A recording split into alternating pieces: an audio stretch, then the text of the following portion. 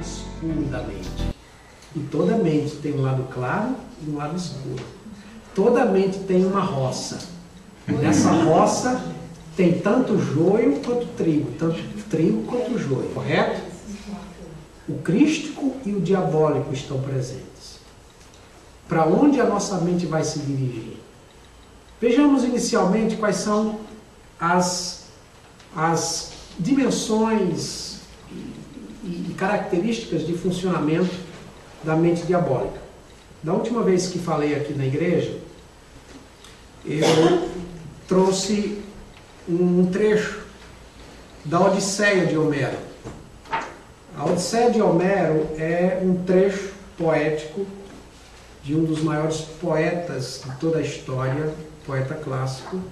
E Homero, depois de escrever a Ilíada, onde ele conta todo o movimento da Guerra de Troia, inclusive recentemente um filme foi produzido exatamente com este nome, Troia.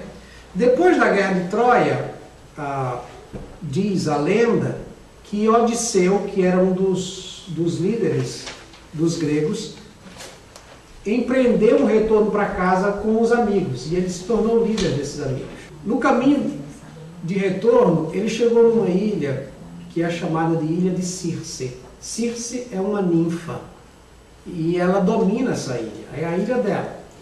Quando os amigos de Odisseu são enviados a explorar a terra, eles encontram a casa de Circe. Para resumir a história, ela os atrai e lhes dá um banquete, e nesse banquete ela usa uma poção mágica e os transforma em porcos.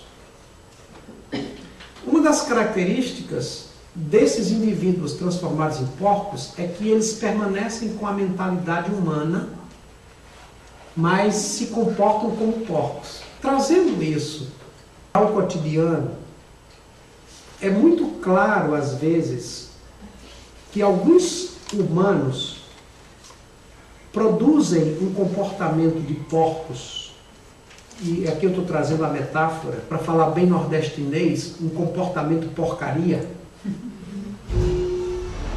quando na verdade eles permanecem com a consciência humana, a consciência de ser gente, mas o comportamento é de não gente. Entenderam? É necessário, como fez Odisseu. Odisseu foi procurá-los, encontrou a ninfa quis transformá-lo também em porco, mas ele, avisado por um outro deus do Olimpo, isso é mitologia, ele consegue enganar a ninfa e exige que ela desfaça um feitiço contra os seus amigos. E eles novamente voltam a ser gente. Então, do ponto de vista mental, comportamental, muitos estão vivenciando um comportamento que não é de gente. E tem gente que você percebe que não está agindo como gente.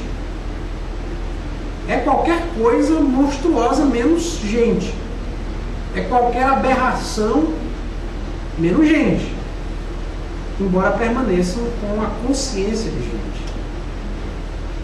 Todos os dias, no bendito telejornal, você vê gente com comportamento pior que comportamento de animal. Não é verdade? Gente, quando se transforma em porco, é uma porcaria mesmo. É uma lambança.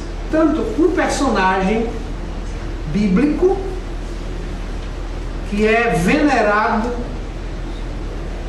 mas que temporariamente ficou mentalmente dominado pela função diabólica. Ninguém mais, ninguém menos que o rei Davi, que possui lugar de destaque na árvore genealógica de ninguém mais, ninguém menos que o próprio Jesus de Nazaré. A pergunta é a seguinte: pode alguém que pertence a Deus, que tem uma vida com Deus, que se esforça para seguir os princípios do reino de Deus, cair temporariamente sob a dominação diabólica de sua mente? Mas que fator foi chave na mudança de mentalidade do crístico para o diabólico? Sedução. Alguém falou ali, eu vi, o Pedro falou, mente desocupada. Ociosidade. Davi, em vez de estar em cumprimento do seu dever, no fronte de guerra, irresponsabilidade, Davi estava em casa relaxando. Não que relaxar seja algo ilegítimo, é importante descansar também. Mas o texto, a narrativa, sugere que Davi estava um tanto quanto ocioso. E essa ociosidade traz à mente, ou abre uma brecha na mente para a instalação do diabólico. Ou seja, do que é desconstrutivo. Na verdade, que mais? Principalmente pelo fato de a maioria dos homens estarem também na guerra, né? Então ele ser vamos dizer assim, um dos poucos entre muitas mulheres. Havia muita mulher para um homem só. E ele sendo rei, enfim, tinha o poder, na verdade. Muito bem. Pode um cristão genuíno ter sua mente sequestrada pela função diabólica e por quê? Sim. Porque dá brecha. Parece consenso que mesmo um cristão genuíno pode, ainda que temporariamente, ser sequestrado pela função diabólica da mente, não? Agora, a mente ser sequestrada não quer dizer que a pessoa tem que agir em cima daquilo que ele pensou. Aquele momento que ele entrou na sacada ali e viu a mulher, ele poderia ter se afastado. Mas aí O cristão genuíno, ele pode ter a mente sequestrada, mas se ele é genuíno, ele tem que ter a capacidade de não agir em cima daquilo que a mente dele está. Talvez a palavra sequestro seja algo muito abrupto, é muito violento, é muito agressivo, né? É claro que houve toda uma preparação na não consciência, percebem? Aquela divisão da mente entre consciente e não consciência, consciência e não consciência. Há sempre uma preparação nos bastidores. Quando o comportamento manifesto é visualizado, há toda uma preparação antes. Para que mas mesmo não percebeu. Não consciente, não é? Havia, hipoteticamente, havia negligência à oração, havia falta de vigilância, havia ociosidade, havia negligência em relação aos seus deveres, enfim, uma série de fatores que não eram propriamente conteúdos de sua consciência, mas que estavam em operação, em algum lugar nos bastidores de sua mente. O que nós respondemos foi quando ele se afasta do Espírito de Deus. Sem dúvida, sem dúvida. E daí ele se deixa dominar pela função apetitiva. Sem dúvida. Por isso é que a Bíblia recomenda: não entristeçam o Espírito de Deus que habita em vocês.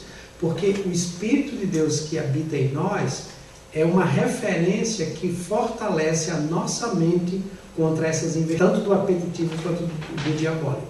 Na semana que vem nós veremos a função apetitiva, que é um pouco menos destrutiva que a diabólica, embora esteja no caminho, tanto quanto a função diabólica de situações destrutivas. Porque em Romanos capítulo 5, quem está na carne não pode agradar a Deus, e quem não agrada a Deus acaba em algum momento escorregando para obedecer às paixões que levam a destruições diabólicas. E é importante que nós pensemos em diabólico e simbólico como duas situações bem opostas. O simbólico representando o crístico e o diabólico representando o diabólico.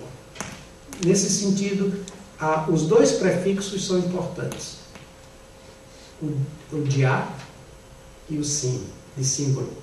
E o diá de diabólico. Diá é um prefixo que indica desagregação, desconstrução. E sim é um prefixo que indica confluência, união, fusão. Ou seja, o simbólico indica o construtivo, o que une duas partes separadas. O diabólico é o que separa, ou tudo que tem o prefixo diá indica desagregação, separação. Diabo não é um nome próprio. Diabo é um indicativo funcional. Por exemplo, eu posso, em algum momento, agir como um diabo, ainda que não como o diabo. Diabólico é tudo quanto desagrega, separa, faz tropeçar. Se eu, em algum momento, levo você ao tropeço, eu estou agindo diabolicamente. Isso é possível em todas as esferas da vida. Mas se eu ajo de maneira crística, eu estou agregando, integrando, construindo. Esses dois polos precisam ficar bastante claros. E é possível que alguém que vive predominantemente na função simbólica ou crística da mente, em algum momento ele pode ser sequestrado, dominado, ainda que temporariamente, pelo diabólico, no sentido de comportamento desagregador, desintegrador, desconstrutivo. Estão me fazendo entender? Muito bem. Terceira pergunta: que características da mentalidade diabólica você enxerga na narrativa do desvio de Davi? Sedução, fraqueza. Sedução, fraqueza. Mentira. Adultério, mentira, engano, falsidade. Exatamente. Abuso de poder. Manipulação, na verdade. Ele tentou se fazer passar por amigo de Urias, dando a ele a oportunidade de descansar, de ir para casa, ficar com sua esposa, mas na verdade era um plano. Aí é plano diabólico. E é interessante que o processo é progressivo. E sempre do melhor, ou melhor, do menos ruim para o pior. Ou seja, uma mentira precisa de uma outra maior para encobrir aquela, de uma outra mentira maior.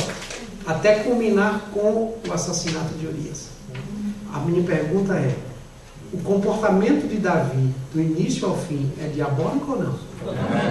Totalmente. Então, mesmo um cristão genuíno, uma pessoa de Deus, uma pessoa que é séria na relação com Deus, pode eventualmente cair sob dominação da mente diabólica. Está no lado teológico da narrativa, mas observando o que você menciona, que ele teve a oportunidade de sair daquela arapuca. Sem dúvida. Para isso, ele precisaria ter assumido o seu erro, caído em si, assumido o erro, buscando reparação, a reparação possível. Porque nem sempre é possível reparar 100%. Mas é fundamental tentar reparar o que é possível. Lembram-se da narrativa do filho pródigo, que ele caiu? Quando o indivíduo cai em si, mas o cair em si é fundamental. Quando foi que Davi caiu em si? Somente quando o profeta Natan o confrontou. Aí ele caiu em si, e o Salmo 51, vocês podem ler depois, é fruto dessa reflexão poética gemida. Enquanto o indivíduo não cai em si, não há mudança. E mesmo quando ele cai em si e muda, as consequências ainda ficam. Vocês não imaginam as consequências para Davi, sua família e o próprio reino daquele pecado. Nós estamos colhendo